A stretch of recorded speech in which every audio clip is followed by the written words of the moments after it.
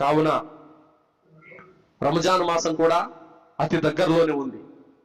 మరి మనలో ఎంతమందిలో పవిత్రమైన రంజాన్ మాసం రానుంది? అల్హమ్దులిల్లా, ఇన్షాల్లా ఈసారి రంజాన్ మాసాన్ని నేను బాగా కష్టపడి సంపాదించి పుణ్యాలు సంపాదించుకోవాలన్న ఆతృత, ఆశ ఎంతమందిలో ఉంది? ఒకసారి హృదయం మీద చేసుకొని చెప్పండి.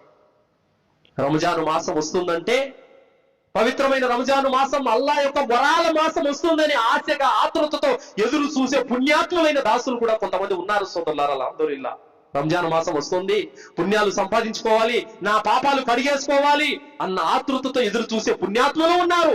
రంజాన్ మాసం వస్తుంది, నెలంతా ఒక పొద్దులు ఉండాలి, అన్నానికి ఆకలికి తట్టుకోవాలి అబ్బా అని బాధపడే వాళ్ళు కూడా కొందరు ఉంటారు.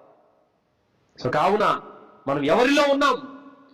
అల్లాహను, ఆయన ఇబాదతును ఇష్టపడే దాసుల్లో ఉన్నామా? అల్లా ఆరాధనను బద్ధకంగా సోమరితనంగా భావించేటువంటి దుర్మార్గులలో ఉన్నామా? ఎవరిలో ఉన్నామన్నది మనము ఆత్మ పరిశీలన చేసుకోవాలి.